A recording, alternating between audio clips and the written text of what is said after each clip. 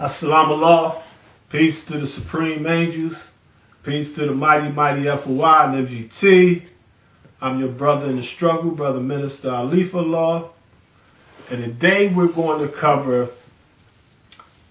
some of the jewels and some of the wisdom and some of the suffering and some of the service and sacrifice of our beloved First Lady of the Nation of Islam, Sister Clara Muhammad. There are, a lot of brothers, and when I say brothers, I'm talking about FOI, Fruit of Islam, the mighty, that get confused with the teachings of the Honorable Elijah Muhammad when he teaches us freedom, justice, and equality. That equality part, some brothers misunderstand that.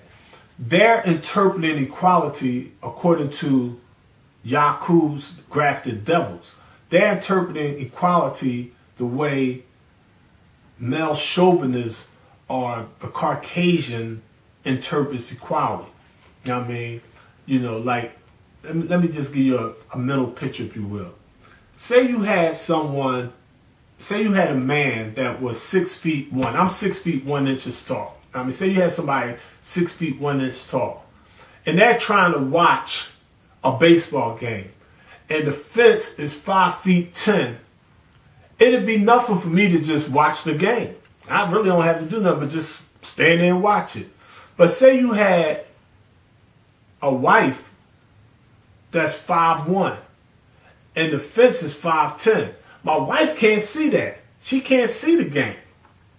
So equality for her would be her being able to have a little stepping stool. She could step up on the stool. Now she can see over the fence and she can see over the horizon so she can watch the game too.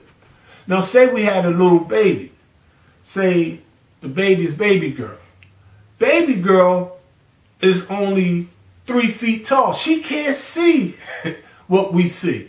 So equality for her is different from equality for me. It's different from equality for my earth. We got to put her up on my shoulders, on her shoulders, up on the ladder, so that now all of us can equally see the field. We can equally see the game of life, if you will. So the messenger teaches us freedom, justice, and equality.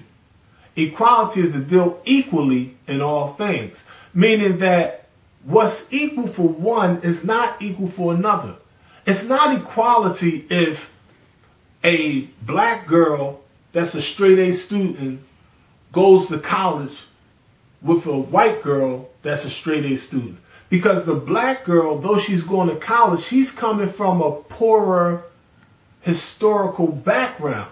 It's like the white girl had 500 years of power, free servitude, slavery. Her grandmother, she knows her. Her grandmother could be like, oh, I'm from Ireland. I'm from England. She knows her great-grandmother. She knows about who was the immigrants in her family. She could trace her lineage. Her great-grandfather may have owned slaves, and their labor brought family money or generational wealth to their branch, and that black branch that was subjugated and owned by that white family, they're behind. It's like the classical proverb of the turtle and the hare. There's no equality in blaming the black girl for not being able to catch up when the white girl had a 500-year head start. That's not fair. That's not equality. So equality is, you got to take and say, okay, let's level the playing field. Let's take and modify mathematics so that we could put her on an equal footing. Let's give her some money. Let's give her some reparation. Let's give her some land. Let's give her a free tuition. Make her tax exempt. Let's get them a couple of these states if we really are talking about freedom, justice, and equality. The devil's not. But I'm just saying, if they would give the messenger the 12-point program that he talks about in Message to the Black Man in the Wilderness of North America. So we as males growing up, we have all these misnomers, all these contradictions, all these dichotomies, now I mean, that we have to deal with. Now I mean, consciously or subconsciously, now I mean, and dealing with the black woman. Now I mean, and one of the things that I peeped about the Nation of Islam, and I'm talking about from like 1930 to 1975. Now I mean, there is a lot of underestimation and doubt about unsung sheroes in the Nation of Islam. Many people hear about Rosa Parks on the bus and things like that, but you know, it just amazes me how strong the M.G.T were, are, and shall be in the future.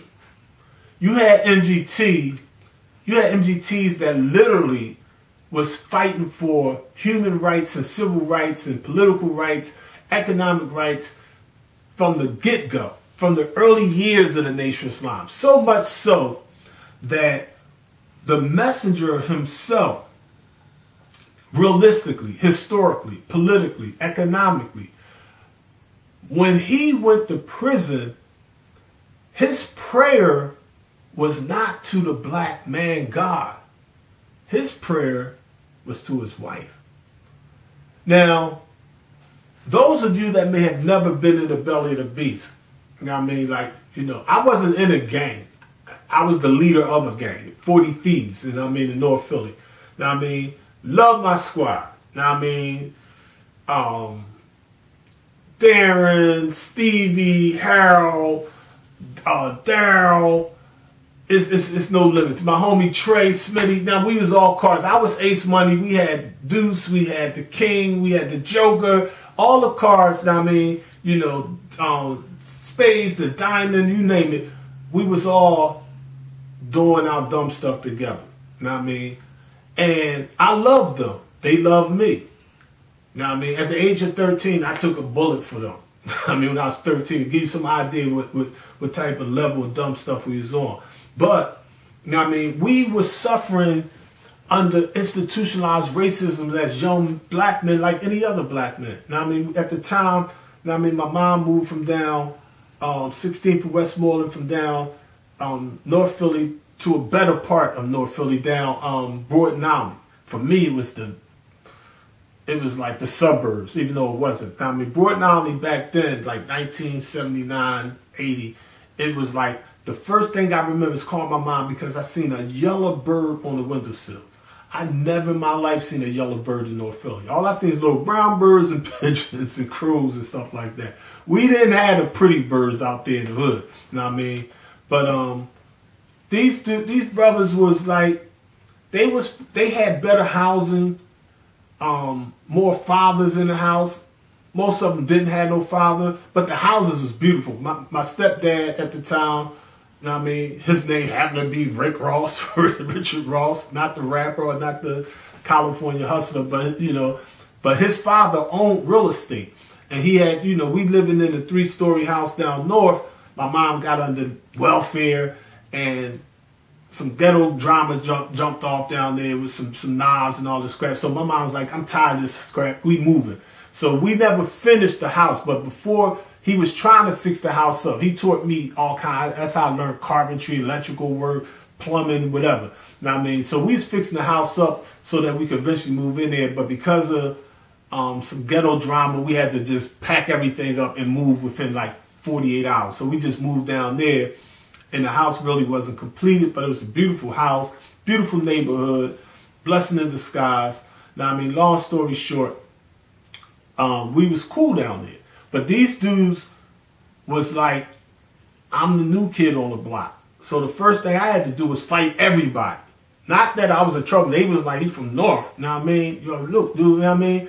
I had to give everybody fair. You know what I mean? So one thing about North Philly, we had Joe Fraser. We know how to hold our hand. We was nice with it. So I basically was able to beat 90% of the crew easily. But when I had to fight the most goofiest, nerdiest, this dude Tracy Smith is his name. He's doing life without parole right now in Pennsylvania. Shout out to Trey. Now, I mean, he had the thick bottle cap glass. I mean, real. He used to look at back then. This is like 1979. They had the little Atari games, football, basketball. So he used to be like this, playing the game, shaking his head. And I said, why y'all shake your head like that? Know what I mean? Because he could barely see. Know what I mean? So when they, you know, each day I'm rumbling a different dude. They can't fight. So it's easy for me. But then I had to fight this country bunker. He got the high top Adidas all tied up, all tight. The nerdy pants, nappy peas on his little bald head. He had a one against the grain with peas all over. He had the thick glasses with the strap on it. At that time, I wasn't even wearing glasses. I'm like, oh, this dude is a nut. This is going to be sweet. So I never forget that. We living at 5853 North 12th Street in Philadelphia. We fighting in front of my house. So I'm like, I mean, you know, that's when the rotation was nice and swift. Know what I mean? So I'm, what? This is sweet. This dude hit me with a country hook. And I kid you not, I was knocked out on my feet. But my ego was so big, I was like, I can't let this corny dude beat me. So I'm like really out. I grip him. Ooh, and I'm holding on, like blinking my eyes. He knocked me out on my feet for real. So I'm like, damn. So I'm like, so we wrestling and all this stuff. I grabbed him, but I'm telling him, why you wrestling? Why you wrestling? But I'm really trying to shake it off because he really whipping my behind, and he would have killed me for real if he finished off. And he's like a big muscle bound. I was always a skinny dude. He was a muscle bound dude. Know what I mean? So he wasn't. I outfoxed him. Now I mean, he literally let me. I talked my way out of that ass whooping. I mean, so me and him. I told him the next day. I said, "Listen, man, if you would have followed up, I would have been out. I was out on my feet when you hit me with that haymaker.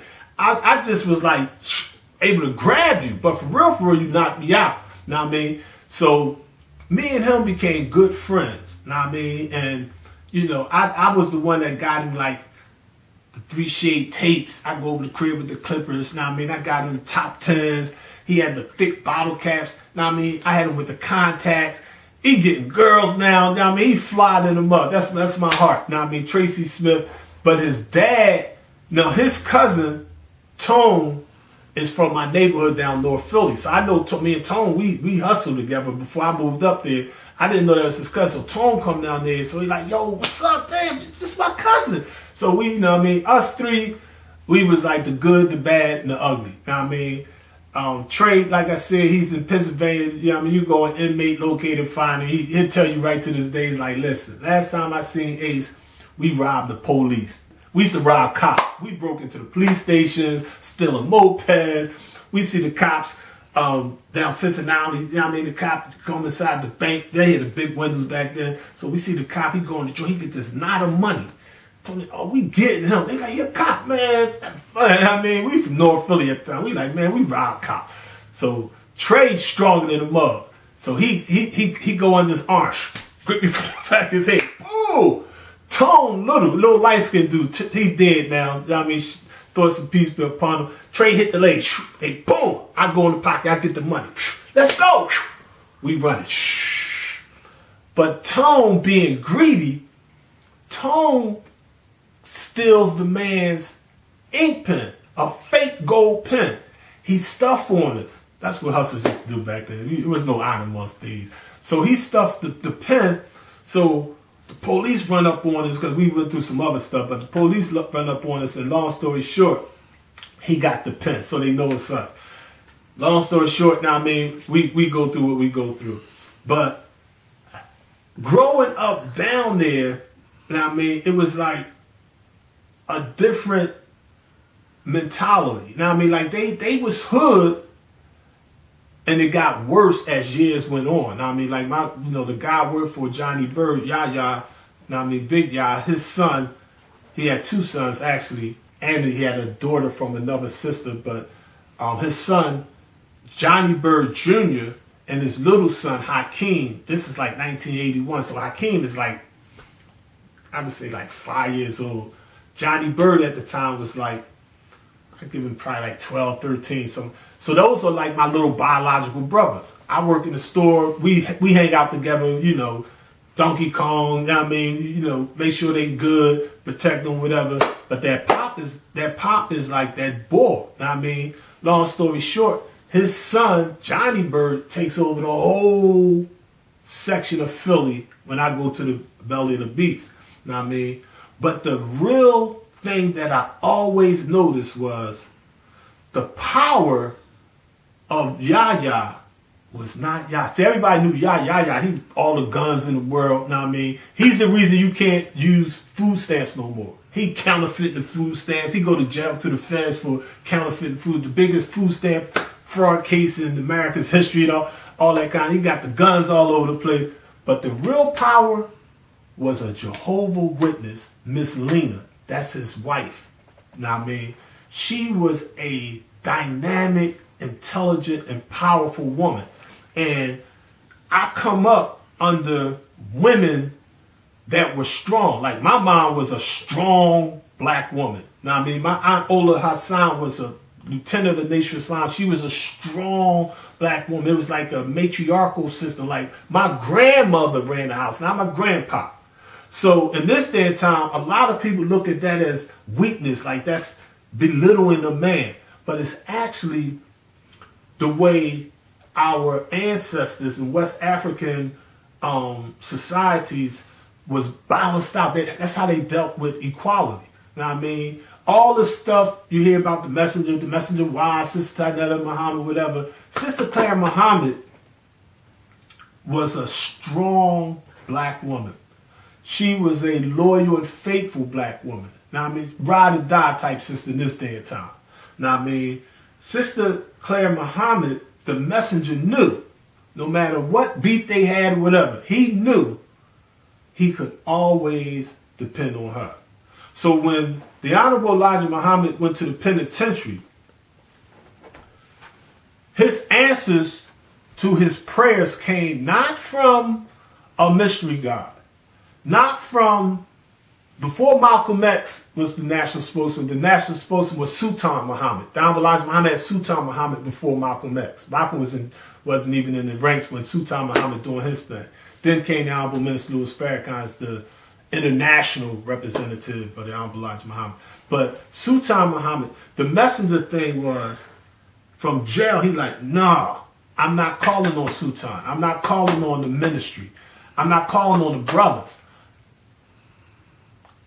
Call on my wife.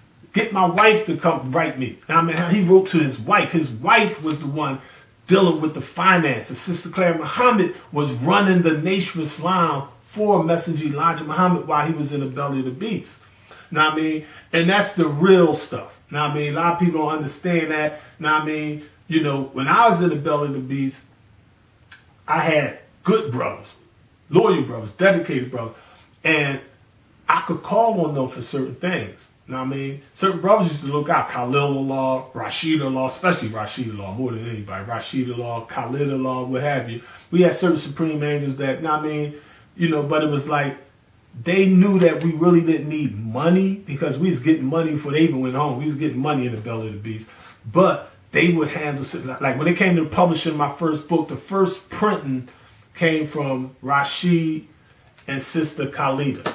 I had certain sisters that used to look out for us. Now, I mean, my number one heart was my wife, Malika. Now, I mean, she literally been riding with me since 1993. I mean, you know, and literally, that's like 90, 2000. Yeah.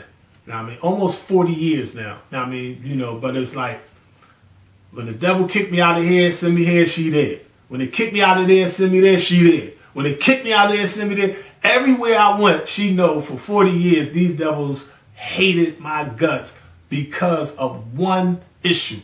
I was teaching the teachers of Elijah Muhammad so hard and so raw, it was sparking the Millie Dead by the thousands and making gods. We wasn't making Muslims, we was making gods. Unifying Sunnis and Christians, Aryan Nation. We was unifying South Philly and North Philly and West Philly, the black mafia, the white mafia, the Jewish mafia. the Jews in the Jewish synagogue set up the plate of Elijah, let me go up there and physically eat it. That's how we was moving. Know what I mean? Them devils hated our unity so much so that I had Homeland Security, FBI, the IRS, all them jokers physically put me in a hole for years and come to see me like, yo, you gotta stop teaching this stuff. Know what I mean? So those are the realities. So when you go through that, you understand who you can depend on, who you can trust. Know what I mean? So it's like the sisters, they played a vital role in the struggle for freedom, justice, and equality, and they really don't get their accolades and credit like they really deserve. Know what I mean? Sister Clara Muhammad, to me, is not just a M.G.T. She's a M.G.T. Know what I mean? Most goddess trusted. Know what I mean? If it's some paper, I'm like, oh, brothers will kill for you, die for. But when it comes to that paper, let me call Sister Malika. I mean, not that women can't do some shiny stuff too, but it's like, you just know you can trust different people on different levels. It's degrees with Allah subhanahu wa ta'ala. Know what I mean? So my thing is, you know, it's a lot of misinformation out there. A lot of people don't know. A lot of people think that Sister Minister Ava Muhammad was the first minister of the Nation of Islam. In the 80s, we had Minister Asia Allah, Malika Allah, Khalida Allah, Alifa Allah, Erica Allah. We had, I mean, ministers back in 83, 84. That's how we was moving. My support from Temple number 12, Muhammad's Temple number 12 under the Honorable Minister Louis Farrakhan, two twin M.G.T, Sister Jean and Sister Joan. Love them to death. Now, I mean, thoughts of peace be upon them. Now, I mean, them sisters, now, I mean, was like, when brothers was in that area, oh, you can't mess with them prisoners, you can't. They was like, F you. They physically came up in the penitentiary to visit us. Now, I mean, they was there putting money on brothers' books, going to Goodwills, getting brothers little suits and bow ties. Now, I mean, buying brothers shoes, come to court for us. They was like just the most trusted, important extension of that male principle, and it takes us back to our ancestors where they teach about the 7 laws, that the law of gender is in all things. That polarity, that male-female principle is important. So when we say the black man is God, in 1972, the Honorable Elijah Muhammad told us in the Theology of Time, he said, don't look at the woman as though she's nothing. She's something too, brother. And he said that some of them could lead us. Think about that. Some of them M.G.T, some of them black conscious sisters can lead us. So in my household, now I mean, I know who I am, but I'm not egotistical. I'm not. I mean, it's like my wife was a registered nurse for over 30 years. So I'm like, when it comes to certain things, like that's her field. I'm going to follow her lead on that. Now I mean, the swine flu come out, whatever the flu, COVID-19 or whatever, I'm like, okay, what you think about that? And I'm going to do the research and do the mathematics on my own. But when it comes to other things, she going to follow my lead. Now, I mean, somebody come up in here. Now, I mean, we going to do what we got to do to protect our crib. But I'm confident that she could defend herself mentally, physically, financially, politically, militarily. I mean, but that don't mean that I'm a jumping. I'll take that bullet first. I'm blessed. I'm coming up. I'm coming outside with that thing. You know what I mean? I'm going to do what I got. I'm like, I'll be happy to die for you, babe. We get on each other's nerves all the time. We have fun, bust on each other every day. But we've been together almost 40 years because we best friends like that. You know what I mean? She'd know in 40 years I never called out her name. I never put a finger on her. She never put a finger on me.